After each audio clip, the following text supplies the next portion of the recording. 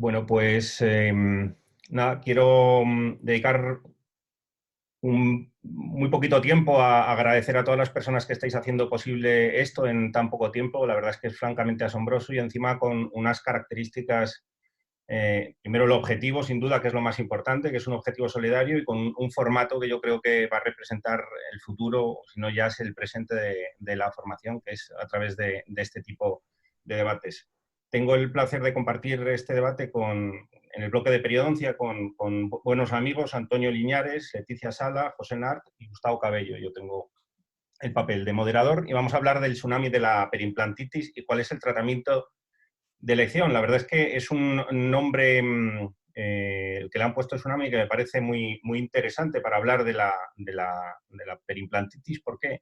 Pues lo primero porque tiene una etiología controvertida, pues, sigue generando debate. Sabéis que hay todavía gente que defiende determinados factores de riesgo o mecanismos etiopatogénicos que aún no están demostrados, como por ejemplo el tema de la sobrecarga oclusal como un agente etiológico primario. No solo por eso, sino que también tiene un diagnóstico confuso. Fijaros esta revisión sistemática de Janderx y Tomasi, que es del año 2015, no hace tanto. Había varios estudios que se incluían en la revisión sistemática y prácticamente cada uno tenía un diagnóstico diferente de lo que era perimplantitis. Claro, la prevalencia de perimplantitis varía sustancialmente si tú estableces como límite para diagnosticar perimplantitis pérdida de hueso de 3 milímetros o si estableces límite para diagnosticar perimplantitis una pérdida de 0,4 milímetros de hueso.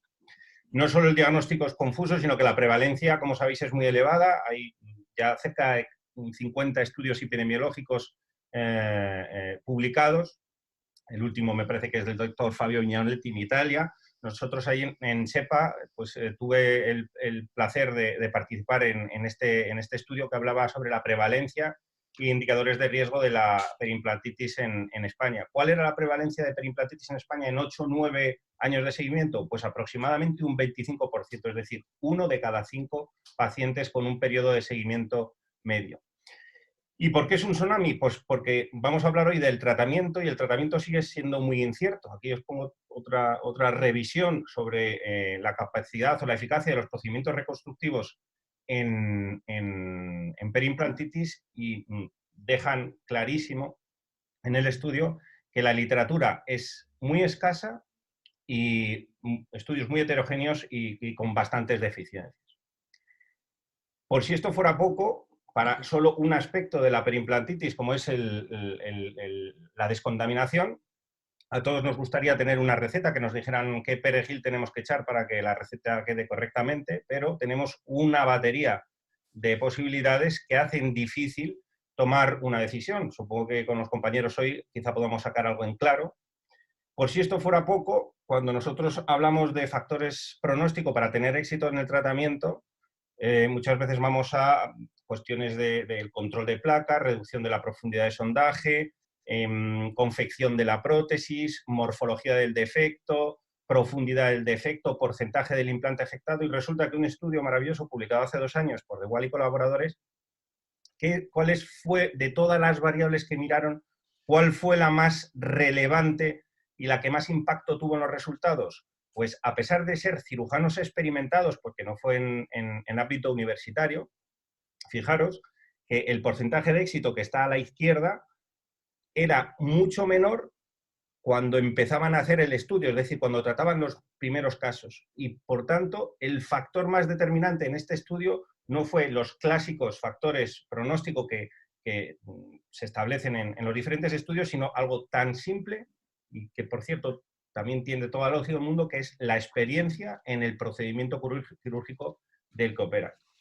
Por si esto fuera poco, además, hemos conseguido entre todos o entre algunos dar la percepción a los pacientes de que los implantes son para toda la vida.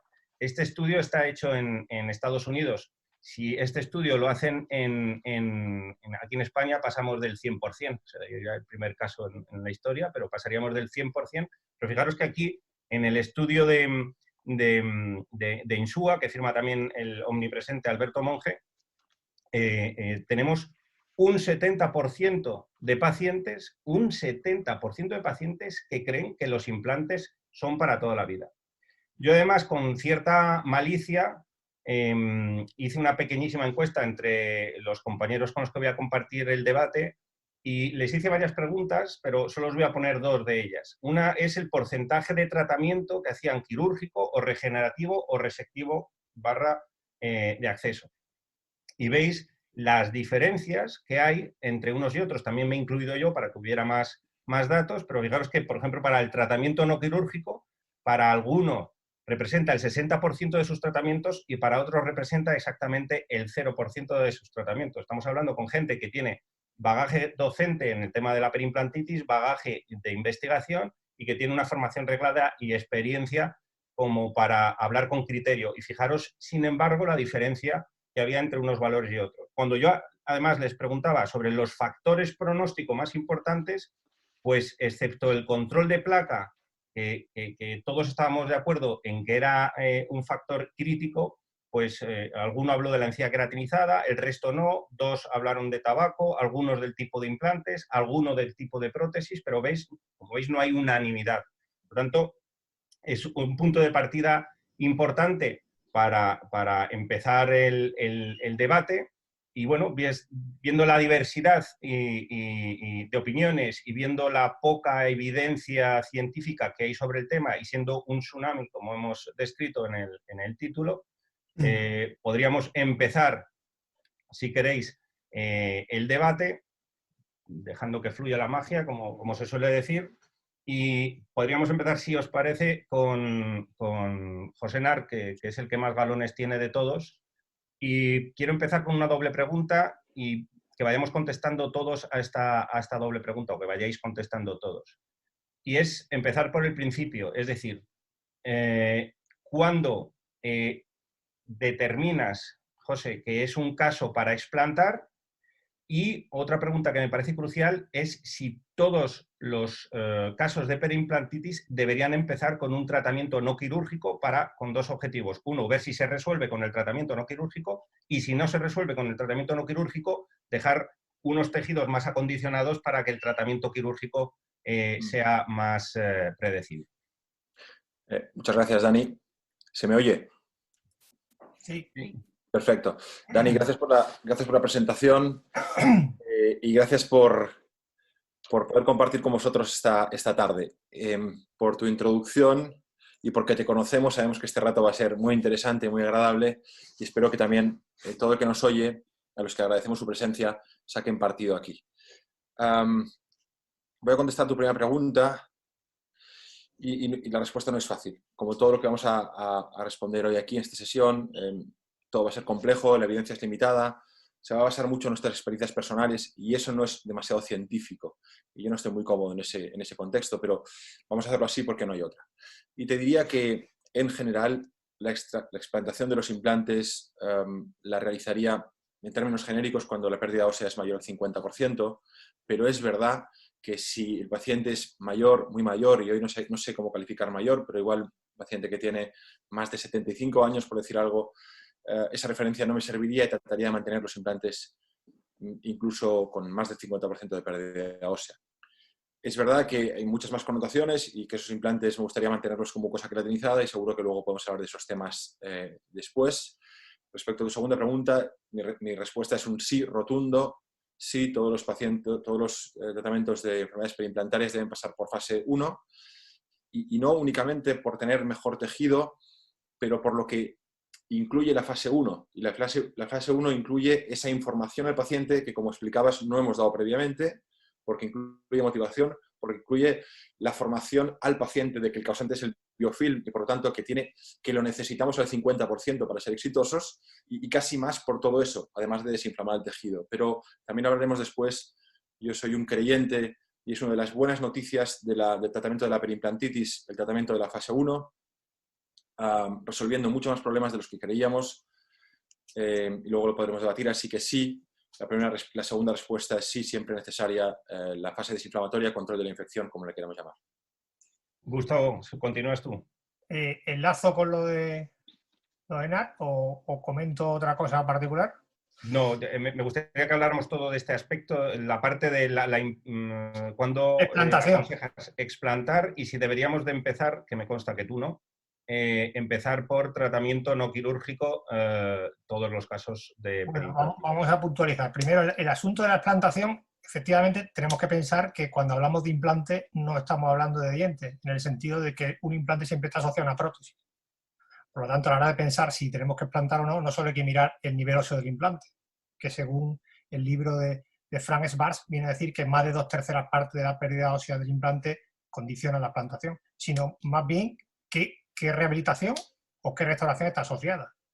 Por tanto, ante una preimplantitis, en un caso en donde, por ejemplo, hay 8 implantes y uno de ellos tiene una preimplantitis avanzada, que en otro contexto a lo mejor se podría mantener, pues puede ser más lógico que se explante a que se utilicen técnicas más conservadoras. Es decir, que hay que pensar no solo en el implante como un ente que ha perdido soporte, sino también en el implante como un ente que está soportando una prótesis. Por tanto, la calidad de la prótesis es una cosa que tenemos que valorar en el juicio diagnóstico.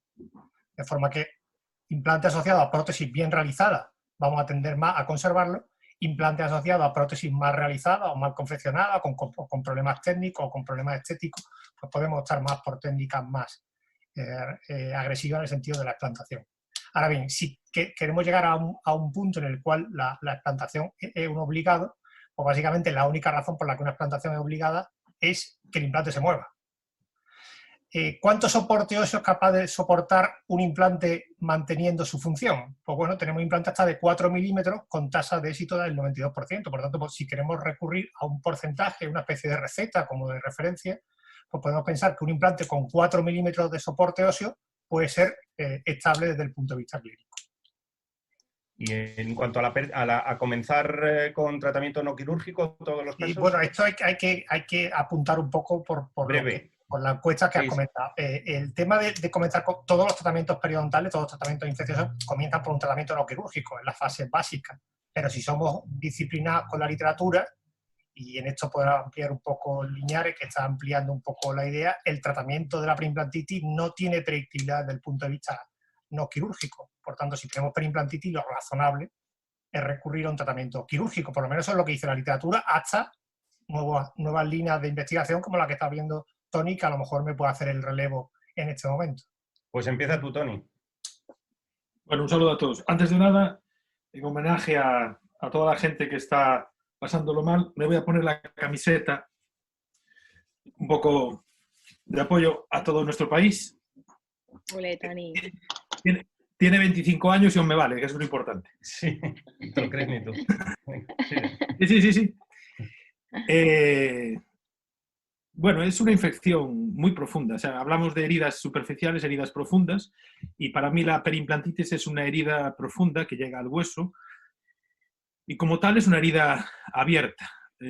Por tanto, siempre hacemos una fase de desinfección y bueno, puedo decirte que más o menos el 50% de los casos que tratamos no quirúrgicamente no van a cirugía. O sea, 1 de cada 2 implantes que tratamos del protocolo no quirúrgico, tanto es lo que nos dice la literatura de los pocos series de casos y un estudio reciente que estamos acabando, un ensayo clínico controlado placebo, nos dice que el 60% de los casos que hacemos el protocolo que hacemos de no quirúrgico obtienen unos resultados que se consideran de éxito al año y que por tanto no haremos cirugía. Vale, perfecto. ¿Alguna puntualización más, Leti? Bueno, yo solo quiero decir que estoy de acuerdo en cuanto a hacer abordaje no quirúrgico, me parece que sí, creo que son todo ventajas. Si resuelves la enfermedad, bienvenida sea, y si no, pues siempre tienes unos tejidos mucho mejor preparados para la cirugía. Y en cuanto a cuándo decidir si quitar un implante o no, suelo tomar la decisión en función de la severidad de la enfermedad, en función de los años de evolución que lleven esos implantes en boca y también en función de la actitud del paciente ante el tratamiento. Aparte de lo que ha comentado Gustavo, de si son pilares de una prótesis fija completa, también hay veces que abordaría el tratamiento de un implante que quizá en condiciones normales no tratara. Perfecto. Como quiero que tenga un enfoque práctico y que sirvan ciertos tips para las personas que estén viendo, que aprendamos todos, incluido yo, me gustaría envolviendo lo que luego va a ser la parte más quirúrgica, que vamos a entrar en 3 minutos, que me dijerais muy brevemente, empezamos esta vez por ti, Leti, si das, si das antibiótico, ¿qué cobertura antibiótica das? Y si empiezas con profilaxis antibiótica o das después de la cirugía. Yo no suelo extrapolar un poco lo que hago para tratar una periodontitis cuando trato una periimplantitis, entonces no suelo dar profilaxis antibiótica, suelo dar una terapia con metronidazol. Yo creo que un poco, pues por lo que hacemos un poco en periodontitis y también, pues como sigo mucho el protocolo de Toni Liñares y todos sus casos pues son tratados con metronidazol, es un antibiótico que es específico contra gram negativo y que ha demostrado no tener muchas resistencias, entonces creo que quizá para mí es el tratamiento antibiótico de elección y lo aplico siempre después de la cirugía, si hago tratamiento no quirúrgico, después del tratamiento no quirúrgico o después de la cirugía resectiva o regenerativa. ¿El resto estáis de acuerdo o hay alguna discrepancia? Personalmente, en mi caso, suelo prescribir antibióticos tras cirugía de tratamiento de la preimplantitis, pero realmente lo que me preocupa cuando trato una preimplantitis no es el tratamiento antiinfeccioso propiamente dicho. Es decir, nos debatimos mucho sobre qué técnicas para detoxificar, para limpiar la superficie utilizamos. Bueno, esos son importantes, pero la importancia de la preimplantitis no es tanto el control de la infección, sino el control de evitar la recidiva. Sí, yo creo que prácticamente con las técnicas que utilizamos para limpiar y detoxificar los implantes, complementado o no con antibióticos, la literatura parece decir que sí, básicamente vamos a controlar la infección sobre el implante. El problema no es tanto controlar la infección, es evitar que se reinfecte. Y en ese sentido no entran en juego factores como la eliminación de la bolsa, el control de placa, el mantenimiento, la prótesis higiénica, etcétera, etcétera. Vale, perfecto. Sí, un poco solo, Daniel, lo que apunta Gustavo. O sea, yo siempre digo que los implantes no se infectan, se contaminan. Lo que se infecta es el tejido que rodea el implante. Con el protocolo no quirúrgico hacemos una desinfección y una descontaminación parcial porque irrigamos con clorexidina, pero que sí, que normalmente si el implante es rugoso es cuando sobre todo vemos que el tratamiento no quirúrgico con el antibiótico da un plus. Si el implante fuera maquinado, se ve que realmente no va a darte ese plus. Entonces, selecciono mucho el caso, si es muy avanzado y el implante rugoso, hacerlo con antibiótico. Si no tuviera el implante rugoso, no le daría el antibiótico. Y cuando lo doy, si es muy esto es empírico, pero si es muy inflamado e infectado, quizás le doy el antibiótico el día previo. Más que nada porque si es como un absceso periodontal o algo que quiero disminuir un poquito la carga bacteriana a la hora de hacer un desviamiento que sé que va a causar una bacteriemia. Sí, yo hago lo mismo. ¿Les Sí, parece, vale. perdón, que he leído un poco, preparándome el debate, porque no tenía ni idea de esto, la utilización de antibiótico local en vez de antibiótico vía sistémica, porque he visto algún artículo, algún ensayo clínico que tenía resultados espectaculares, pero no sé qué os parece eso o si habéis leído algo al respecto. ¿Alguien tiene experiencia con antibióticos locales? Pues la literatura es, bueno, si quieres tú, José, ¿qué tienes? Sí. Acabando con la terapia no quirúrgica, sabéis que también publicamos este año pasado en Clinical Oral Investigations una serie de casos a un año de tratamiento no quirúrgico de la periimplantitis con resultados muy buenos, resultados muy similares a los quirúrgicos, y creo que las evidencias de la literatura que tenemos de que no es una pérdida de tiempo la terapia no quirúrgica se realizaron sin probar la terapia no quirúrgica realmente o con muy poca prueba, ¿no? Y creo que eso va a cambiar a medida que vayamos sacando estudios aleatorizados y controlados, porque los resultados que estamos teniendo son buenos. Y nosotros también damos metronidazol y también lo damos un par de días antes y 5 después, en total 7 días. Y después también tenemos una serie de casos publicada, misma revista, un año o dos antes, 17 o 18, con aloinjerto impregnado con vancomicina y tobramicina. Y los resultados es serie de casos, con lo cual pocos datos podemos extrapolar de allá, pero sí que es verdad que si comparamos nuestros resultados regenerativos con las revisiones sistemáticas, dan algo de superioridad, pero muy mínima. Yo creo que no es relevante. Vale, pues vamos a pasar ya a algunas preguntas.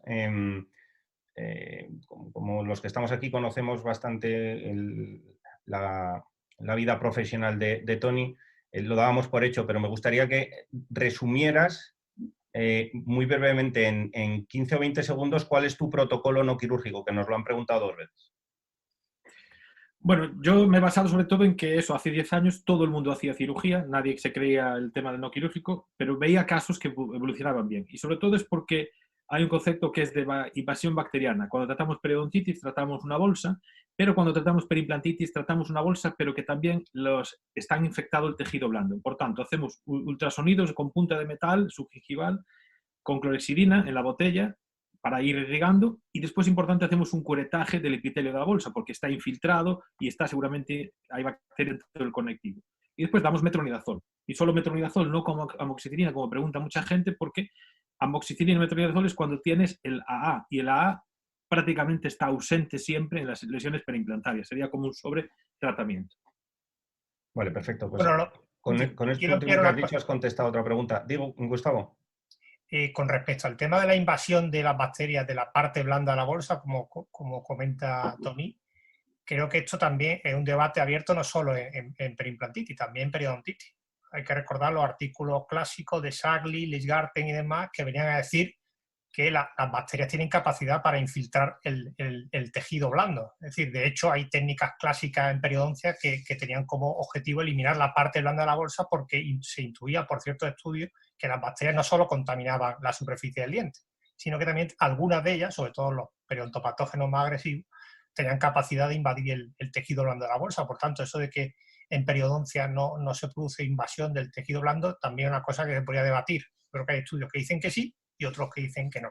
Sí, estoy de acuerdo, Gustavo. De hecho, este protocolo en lesiones periodontales como defectos intraóseos muy profundos, ahí sospecho que hay invasión bacteriana, por ejemplo, y tengo muchos buenos resultados de antibiótico sistémico no quirúrgico en defectos intraóseos periodontales. Y estamos haciendo un ensayo ahora multicéntrico. O sea que yo estoy de acuerdo en que en periodontitis, lesiones avanzadas, hay invasión bacteriana, y ahí es donde, es donde la periodontitis agresiva, por ejemplo, seguro que hay invasión bacteriana. Por eso tiene un resultado tan bueno la antibioterapia. Correcto. Vale, vamos a cambiar de tercio, si os parece. Leticia, empiezo contigo. Y es bueno, ya hemos decidido qué antibioterapia vamos a dar. Hemos hecho el tratamiento no quirúrgico para ver si da resultado. Si no da resultado, por lo menos hemos acondicionado perfectamente los tejidos para que sean más fáciles de manejar durante la cirugía. Y hemos decidido hacer una cirugía. Hay un tema sustancialmente espinoso, que es el tema de cómo tratar la superficie del implante. Entonces, lo voy a hacer con una pregunta con 2 vertientes y contestéis todos, por favor. Sería, ¿qué sistema para descontaminar la superficie utilizáis, ya sea para terapia regenerativa o para terapia resectiva, si es que utilizáis 2 abordajes diferentes? Es decir, ¿cómo tratáis la superficie, pero cómo tratáis desde el principio? Es decir, no me refiero solo a la parte de descontaminación final, sino si utilizáis curetas, ultrasonidos, y si hay diferencias, si utilizáis implantoplastia o no utilizáis implantoplastia, cuando hacéis un abordaje quirúrgico y cuando hacéis un abordaje no quirúrgico. Empezamos por ti, Leticia. Bueno, yo siempre realizo un desbridamiento completo de la bolsa, un curetaje de la bolsa y una detoxificación, ¿no? Creo que aquí estamos todos de acuerdo en que si vamos luego a regenerar, la parte que vamos a regenerar no vamos a hacer implantoplastia, el componente supraóseo es el que normalmente suele hacer la implantoplastia. Por lo tanto, ahí lo trato de forma distinta. Si hago la implantoplastia, la realizo con las fresas, me compro un kit que me cuesta una pasta y entonces pues no paro de utilizarlo, de Zanigia. Antes no utilizaba tanto la implantoplastia y ahora lo estoy amortizando a lo bestia. Y en ese kit pues te vienen fresas de diamante, fresas, y al final acabo pasando todos. Creo que está claro, o por lo menos yo sí utilizo siempre los cepillos de titanio para descontaminar. Y en cuanto a la irrigación o la detoxificación química, pues la verdad que utilizo siempre clorexidina y creo que tampoco hay nada demostrado o no se sabe que haya nada que sea superior a otra cosa, pero eso es más o menos mi protocolo. También utilizo siempre aeropulidores, perdón, eso es muy importante.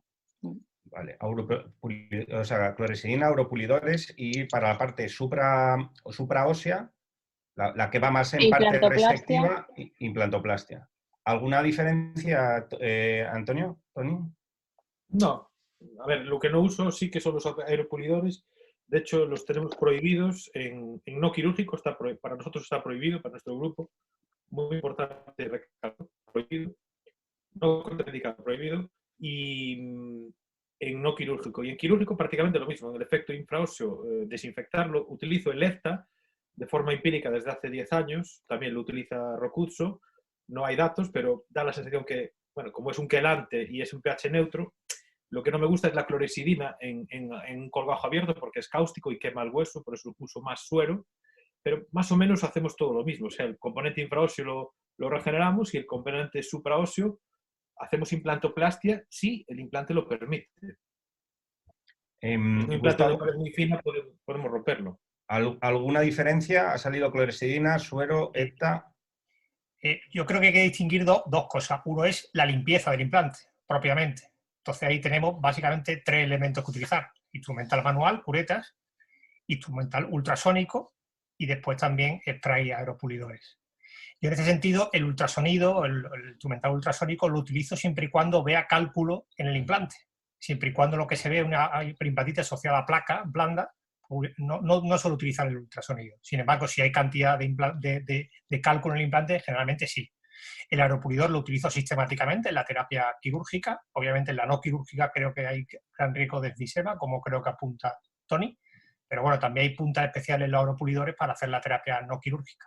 Y respecto a la detoxificación, ya dije antes que creo que no es tan determinante que se utilice. Aquí estamos 5 ponentes y posiblemente cada uno utiliza una fórmula diferente. La importancia no es detoxificar, sino evitar la reinfección. Yo en este caso utilizo suero fisiológico, agua oxigenada y clorexidina. La clorexidina, bueno, puede ser cáustico, como es cáustico el ácido ortofosfórico cuando grabamos una raíz para hacer cirugía regenerativa. Pero bueno, es una agresión cáustica muy corta y obviamente el organismo tiene capacidad para revertirla sin ningún problema. El propio acto quirúrgico es también una agresión al organismo. ¿Alguna aporte más? ¿Cómo lo abordas tú, José? No, coincidiría con vosotros, implantoplastia de la parte supracrestal o cirugía resectiva, desde carburo a diamante y pulido. Aeropulidores también y también en no quirúrgico, pero es verdad que no con el inserto para subgingival, sino con el estándar de hasta 4 milímetros es suficiente. Y es verdad que químicamente no hay evidencia que demuestre superioridad y nosotros también hemos ido a EDTA o incluso ortofosfórico en el implante. Incluso discutimos ácido cítrico, pero la verdad es que sin un protocolo riguroso. Y sí que es verdad que cuando hacemos regenerativa utilizamos cepillitos de titanio y hemos publicado recientemente en Journal Clinical Period con una superioridad muy importante al grupo que no utilizaba cepillitos de titanio en el componente infraóseo. Y los datos son los que son, el estudio está metodológicamente muy bien realizado y parece que hay superioridad. Yo clínicamente no tengo tanto esa sensación, pero en los casos controlados, aleatorizados y por un examinador cegado, así ha sido.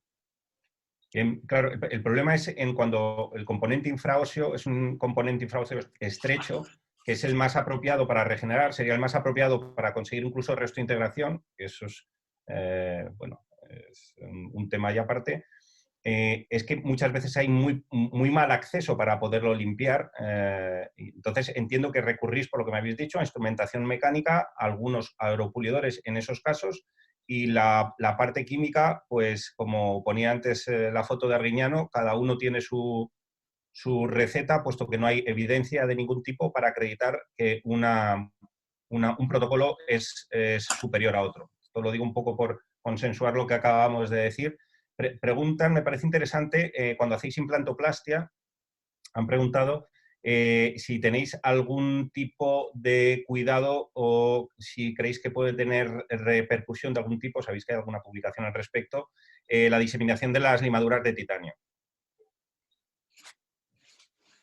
Ánimo. Yo personalmente creo que no, pero creo que no hay evidencia, que tampoco podemos... A mí al principio no me gustaba hacer la implantoplastia porque me daba la sensación de mucho, pues eso, de mucho guarreo, pero la verdad es que creo que los efectos beneficiosos en cuanto a las variables clínicas de la implantoplastia están demostrados y sin embargo, pues el hecho de que las partículas de titanio sean perjudiciales no están demostrados a día de hoy. ¿Estáis todos de acuerdo con lo que ha dicho Leticia o alguien discrepa? Yo quiero hacer un comentario con respecto al tema de la implantoplastia. Es decir, la implantoplastia se supone que es un procedimiento para hacer la superficie más lisa y lógicamente evitar la reinfección, eso es cierto. Pero hay otra variable que no se tiene en cuenta y que la hablé hace tiempo presente con Liñari, que me apuntó algún artículo interesante, que es si realmente a la superficie rugosa del implante se puede lograr inserción epitelial y conectiva, que es un debate abierto. Yo un día hablándolo con Mariano Sanz incluso se lo comenté, pero no sabemos mucho. Es decir, qué inserción epitelial, qué inserción conectiva se produce a la superficie rugosa. Hay un estudio creo recordar, de Svars, creo que puede ser de Svars, que habla de que se puede lograr, lo que pasa que a un tiempo muy corto, a un mes, inserción epitelial y conectiva a superficies rugosas, incluso rugosas modificadas. Y creo que es un tema interesante, porque claro, si podemos lograr inserción epitelial y conectiva y lograr un nuevo sellado, una superficie rugosa, pues posiblemente toda la dinámica de la implantoplastia pues cobre otra perspectiva. No sé qué opina de este tema Tony, que sé que está muy metido en este asunto de la superficie modificada y demás. Y gracias, Gustavo. Sí, a ver, nosotros hemos investigado hace unos años en modelos preclínicos pues, superficies ligeramente modificadas, solo con acidificadas, que hacen que tengan un SA muy bajo, y parecía que el comportamiento del conectivo que podría de alguna forma integrarse mejor que una superficie totalmente pulida. Pero realmente no nos da, no está muy claro, y son estudios preclínicos a poco tiempo, los de Schwarz igual.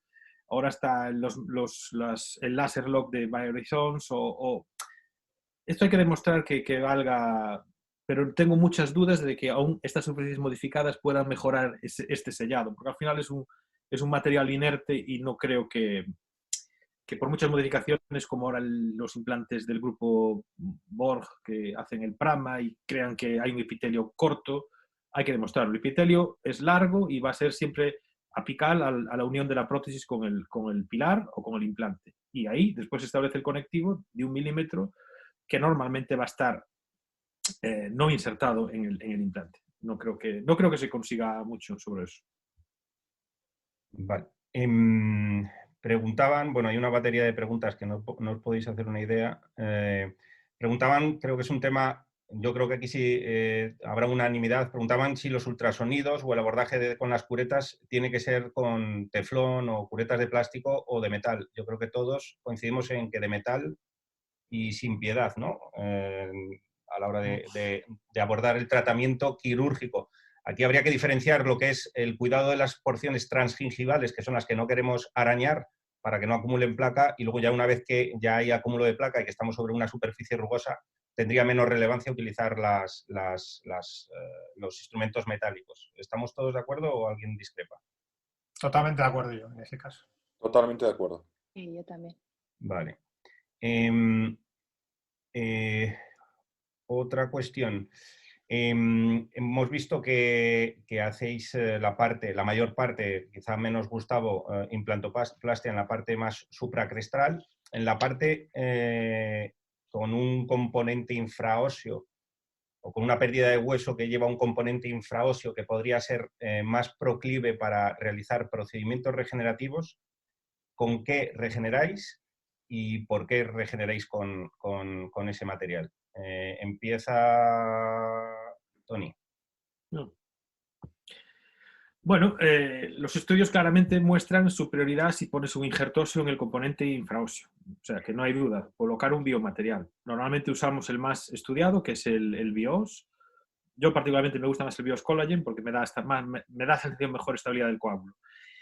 Pero la clave es si colocamos membrana o no. Entonces, la literatura no es clara y parece que no hay mucha diferencia colocar membrana o no. Mi protocolo es claro, es si el componente es circunferencial, coloco solo biomaterial, como si fuera un alvéolo post-extracción, pero si falta la pared vestibular, pues sí que coloco una membrana de colágeno o, por ejemplo, una de LPRF. Es el protocolo que utilizo. Has dicho que la literatura es clara en que aplicar procedimientos regenerativos aporta ventajas respecto a procedimientos no regenerativos. ¿En qué términos? No, en relleno óseo, por ejemplo, el estudio de Remberg es el primero que compara injerto óseo versus no colocar nada. Entonces, sobre todo, ven que en donde hay 3 paredes, que es la falta de tabla vestibular, es donde más efecto tiene de ventaja el grupo TES con injerto óseo. Cuando hay un defecto circunferencial, se puede conseguir incluso regeneración ósea espontánea sin colocar nada, pero otra vez va a ser siempre mayor el injerto óseo. Los estudios, hasta donde yo sé, si no me corregís, lo que dicen es que efectivamente hay más relleno, Eso es.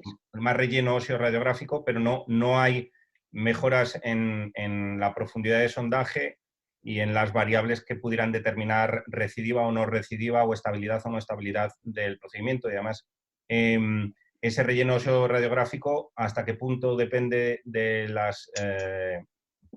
de la permanencia del biomaterial cuando se hacen las radiografías de control por ser, por ejemplo, una hidroxiapatita, un senoinjerto, o se deben realmente a la presencia de nuevo hueso?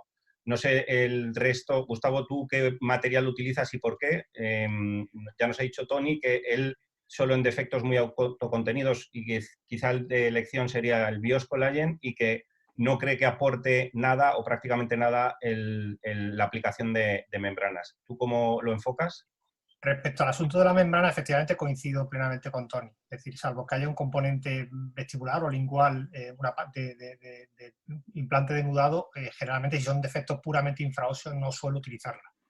Y como métodos para el relleno del defecto, sí suelo utilizar hidroxiapatita bovina, pero también generalmente lo complemento con uso de hueso autógeno. Y generalmente lo que hago es colocar el hueso autógeno en la parte más profunda del defecto y la hidroxiapatita en la parte, digamos, más coronal del defecto, en el sentido de, como es un material que se reabsorbe menos, un poco que haga como una membrana sobre el hueso autógeno que está debajo y en cierta medida propiciar una mayor a priori reosteointegración, porque hay menos material y más hueso propio. Pero vamos, estas son cosas básicamente muy debatibles. José. Dani, sí, es verdad que la evidencia demuestra poca superioridad de membrana versus no membrana. Y coincidiría con ellos que cuando falten paredes vestibulares o linguales siempre utilizaremos membrana, haciendo de sustituto de la pared que falta, pero nosotros, incluso en defectos contenidos o 4 paredes, también utilizaríamos membrana en forma de poncho y también cambiaríamos el material, pero realmente no hay estudios comparativos, y iríamos a un injerto mineralizado corticoesponjoso y iríamos a membrana de colágeno de reabsorción lenta, tipo entrecruzada, crosslink, de las varias que hay. O sea, que hemos visto membrana no, membrana sí, liofilizado, senoinjerto, senoinjerto. ¿Tú, Leticia, cómo lo harías? Bueno, yo coincido con Tony en cuanto a la utilización del Bioscolagen, me gusta especialmente, y no utilizo membrana, iba a decir nunca, pero bueno, prácticamente nunca. No creo que la membrana aporte nada. Cuando tengo que regenerar la pared vestibular, yo creo que ya es una regeneración tan grande que ahí ya me planteo si explantar o no nuevamente. Y si utilizo membrana, entiendo que lo hacéis, los que utilizáis membrana, hacéis un protocolo sumergido, ¿no? Para poder utilizar la membrana, porque si no el riesgo de contaminación, ¿no? O de que se nos contamine la regeneración, quizá Bueno, en puede ese ser mayor. sentido, haríamos regeneración como lo hacemos en dientes. Los dientes no se quedan sumergidos cuando hacemos regeneración periodontal, con lo cual no es el ideal, pero es... Bueno, pero por eso evitamos el colocar membranas, ¿no? También ahora en la regeneración también periodontal. Y aparte que aquí no estamos buscando una regeneración real, ¿no? Yo creo que aquí lo que estamos buscando es una estabilización de las variables clínicas. Sí. Vale, el objetivo entonces quizá no sea tanto el relleno óseo radiográfico, sino lo que importa es que no haya recidiva en la profundidad de sondaje y no haya sangrado al sondaje con el paso del tiempo. La gente que no sonda, la verdad es que tienen que tener éxito en casi todos los tratamientos que hacen con... Bueno, y que no siga habiendo pérdida de hueso, que se mantenga, ¿no? Progresiva. El nivel. Bueno, preguntaban, que ya lo habéis contestado un poco, las diferencias, que si normalmente desmontáis, preferís desmontar la prótesis o no desmontáis la prótesis cuando hacéis cirugía de perimplantitis. Entiendo que depende del caso. Sí, sin duda el manejo quirúrgico es mucho más sencillo con la prótesis montada, pero es verdad que hay prótesis cementadas y algunas otras múltiples que no permiten desmontarlo y, en fin, de una forma más compleja, con más dificultad, pues también podemos hacerlo sin desmontar, pero si se puede elegir, obviamente sí. O sea, si se puede elegir, tú prefieres desmontar. Sí, pero es verdad que la cicatrización, Dani, la voy a hacer o con tapón de cicatrización durante 2 meses o con la corona. Yo creo que hay que considerar mucho aquí lo que el paciente penaliza, lo que el paciente pierde, no sé, en sectores de premolares, sector anterior, es muy difícil pedir al paciente que vaya tanto tiempo sin su prótesis o vaya con prótesis removibles o alternativas. Esa era la siguiente pregunta. ¿Cuánto tiempo le dejas sin prótesis? Cuando quitáis la prótesis, ¿cuándo volvéis a conectar otra vez la prótesis? ¿Qué tiempo transcurre desde que hacéis la cirugía? Yo he dicho 2 meses. Gustavo, Tony y... Bueno, básicamente yo creo que el desmontar la prótesis solo tiene razón en 2 situaciones. Una es cuando la prótesis tiene un diseño inadecuado, lo cual ya por sí es un factor de riesgo, que tendríamos que hablar también de ese asunto, y obviamente no permite hacer unas incisiones razonables. Y 2 es cuando vamos a hacer terapias regenerativas, donde, como apunta Letidia, es razonable dejar el implante sumergido. En el resto de situaciones, que son las más abundantes, creo que un abordaje quirúrgico se puede hacer en implantes como se puede hacer en dientes. ¿No te resulta más sencillo quitar la prótesis para diseñar la cirugía y luego que...? Depende qué tipo de prótesis y depende qué tipo de caso. No creo que sea un must. Creo que debería de adecuarse al caso. Sí lo veo indicado en esas 2 situaciones. Uno, prótesis generalmente sobrecontorneadas que no permiten una incisión adecuada. Eso apunta más hacia desmontar la prótesis. 2, terapia regenerativa, pero en terapias resectivas y prótesis con unas emergencias convencionales se puede hacer un abordaje como si fuesen los dientes. No creo que haya que modificarlo. Tú, Tony, que eres el que queda por... ¿Tú eres más partidario de cuando se puede desmontar la prótesis para tener un abordaje más sencillo o crees que no es algo especialmente relevante, salvo obviamente si estamos tratando una perimplantitis, una prótesis que no tiene un diseño higienizable, que obviamente hay que desmontar para convertirla en un diseño higienizable, pero partiendo de una prótesis que sí es higienizable, ¿tú eres más partidario de desmontar o eres más partidario de no desmontar? Sí, yo siempre la desmonto, siempre que pueda desmontar la desmonto porque me gusta mucho aparte usar el cepillo R-Brush, que es como el del masaje en la cabeza y solo lo puedes usar si tienes la prótesis fuera. Entonces, siempre que pueda la desmonto y en muchas ocasiones tienes que ponerla al acabar la cirugía porque a lo mejor es una herradura completa, ¿no? Hay una tendencia, creo, aquí a quien le gusta más cementar que desmonta menos la prótesis. ¿Pudiera ser, Gustavo? No tiene por qué. No estoy hablando del tema de cementado o atornillado. Estoy hablando de prótesis que permita un acceso quirúrgico adecuado a los implantes o prótesis que no. Independientemente. Pero son más difíciles de retirar las cementadas habitualmente. Bueno, eso daría un debate largo que no creo que tenga ahora cabida en esta hora. Así que mejor vamos a pasarlo por alto, sí. Vale. Preguntan si en caso de no existir encía queratinizada o mucosa queratinizada, ¿veis aconsejable o imprescindible realizar un injerto para aumentar esa banda de encía queratinizada cuando ya existe patología, es decir, cuando ya tenemos el problema? Me gustaría empezar por Gustavo. Bueno, pues en este caso sí hay algo interesante, por lo menos estudios que están saliendo en los últimos años, no tanto para el tema de la mucosa insertada, que son estudios un poco más clásicos, de Lang y demás, sino estudios un poco más recientes que no hablan tanto del tema de presencia no de mucosa insertada, sino grosor del tejido blando. En ese sentido, se abre una línea de discusión interesante, saber si es razonable implementar la cirugía de tratamiento de la perimplantitis con técnicas mucogingivales, puesto que hay estudios como el de la línea del grupo de Linkevicius o el de Puisis o otros autores que han venido a concluir que implantes que tienen tejido blando más grueso tienen menor pérdida ósea, con lo cual si podemos modificar esa biometría del tejido, pues quizá también podemos reducir la incidencia de recidivas. Ahora bien, esto obviamente son conjeturas. Claro, habría que diferenciar entre la pérdida de hueso marginal, que tiene sus causas, sus factores indicadores de riesgo, y la perimplantitis, que tienen sus factores. Una podría ser consecuencia de la otra, aunque parece que no está claro. Sí. Pero a mí, y disculpad que me extienda aquí 3 segundos como moderador, me asombra que se haya tomado como la Biblia los artículos de Linkevicius cuando hay una batería de artículos que apuntan exactamente en sentido contrario, que nadie No nombra. como la Biblia, sino que en ciertos casos sí puede aportar beneficio. Por ejemplo, el tratamiento de la perimplantitis en el sector estético, si implementamos la terapia antiinfecciosa con injerto de tejido conectivo, vamos a tener menos recesión.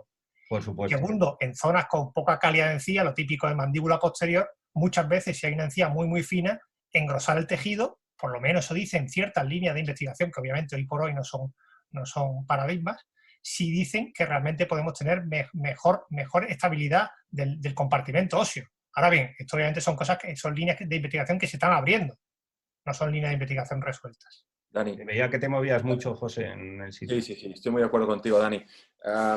Tomar como referencia el Linkevicius, me cuesta un horror. 12 pacientes, 8 implantes en un estudio tissue level, en el otro implantes bone level colocados a nivel crestal, cuando todos sabemos que los implantes tipo bone level a nivel son crestal... 97 implantes el estudio del Linkevicius. RC tienen, no, los dos más referenciados son 12 y 8.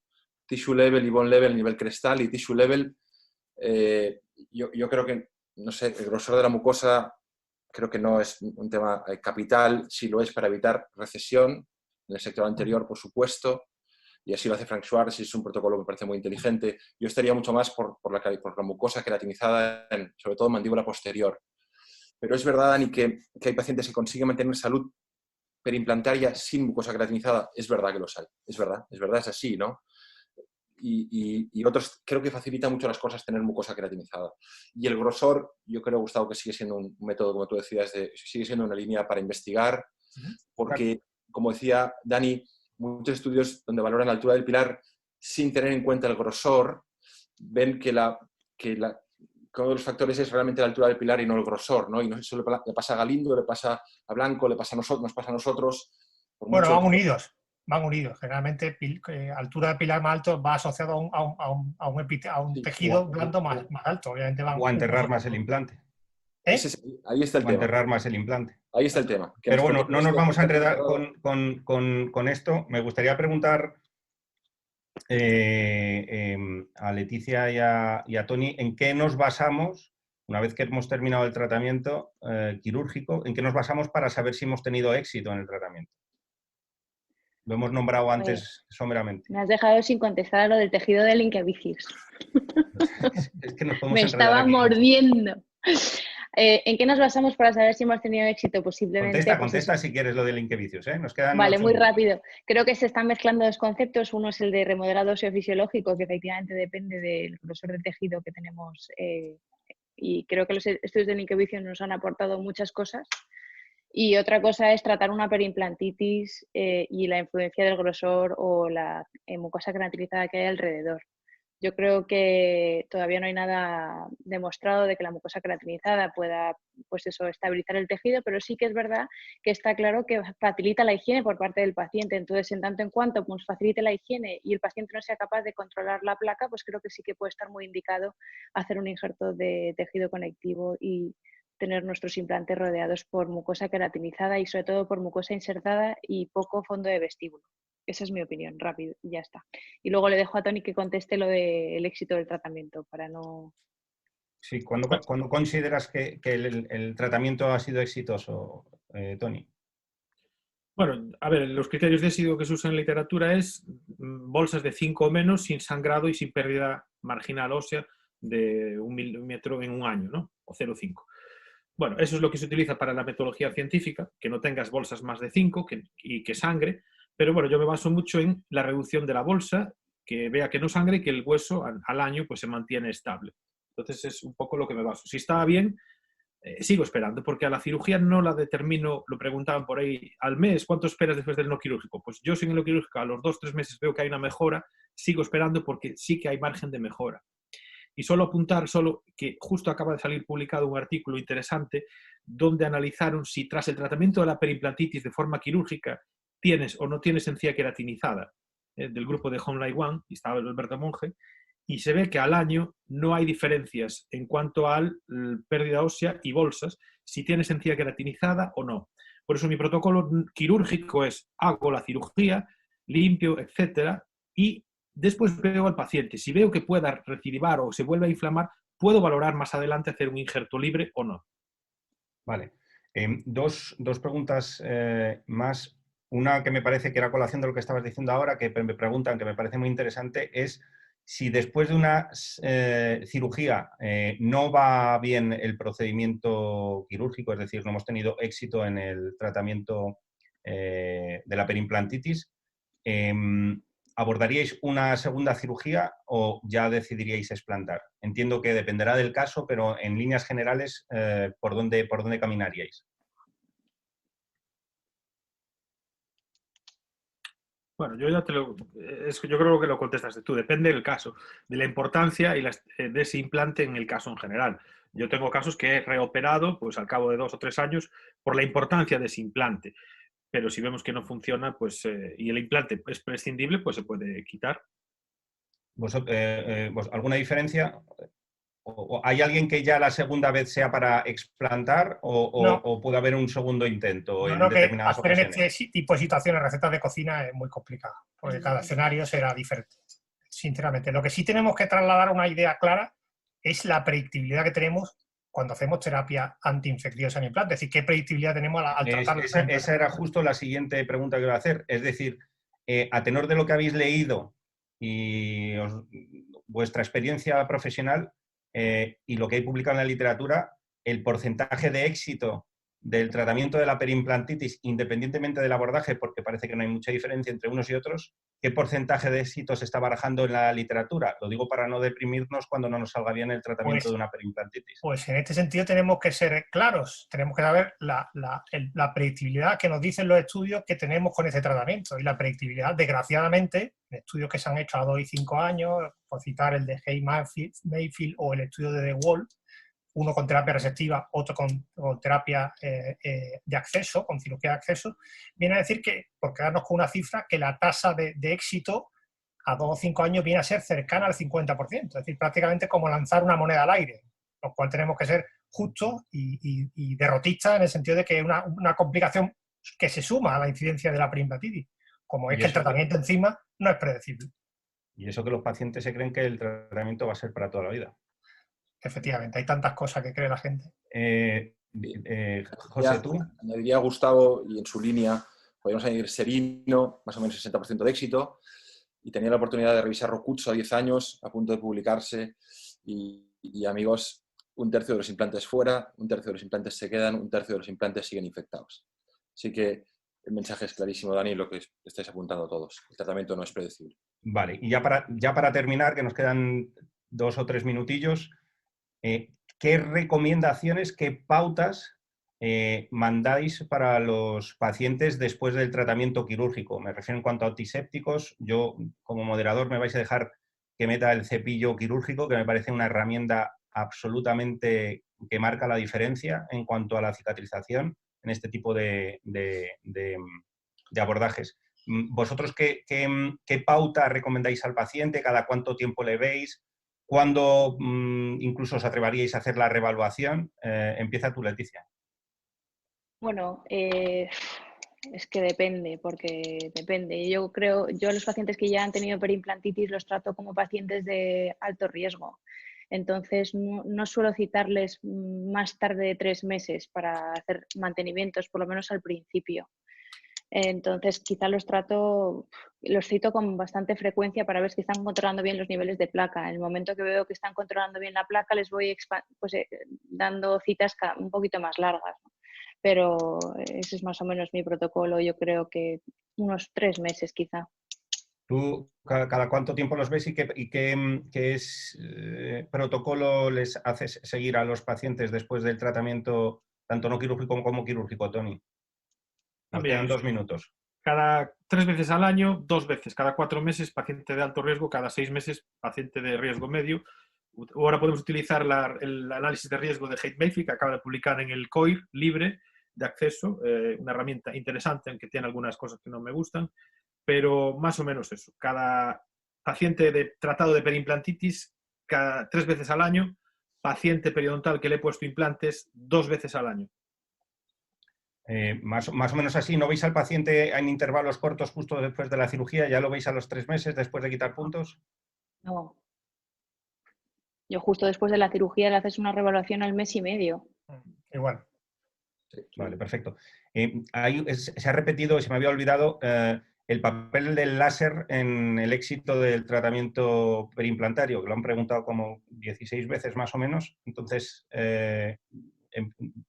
comenta algo, José, que nos queda un minutillo y no queremos pasarnos. Nada, evidencia limitada y no descartado por nuestra parte. No hay superioridad, vamos, en nada más. Cuando se aplica el láser no hay superioridad respecto a no aplicarlo en los estudios. Láser-terapia fotodinámica, básicamente coincide. Exactamente, me hubiese gustado. No hay gran diferencia con respecto a otras opciones. Se nos ha olvidado hablar de sondaje. Hay poco tiempo en el que tenemos. Hay que hacer un webinar. Bueno, nada, quiero agradeceros a los 4 y a todos los asistentes por sacrificar su siesta de sábado tarde, por acompañarnos, y doy paso al siguiente bloque. Gracias a todos. Y lamento no poder contestar la batería de preguntas que hay, que es infinita. Muchas Bueno, gracias. Hasta luego a todos. Gracias a vosotros. Gracias. Resistiremos.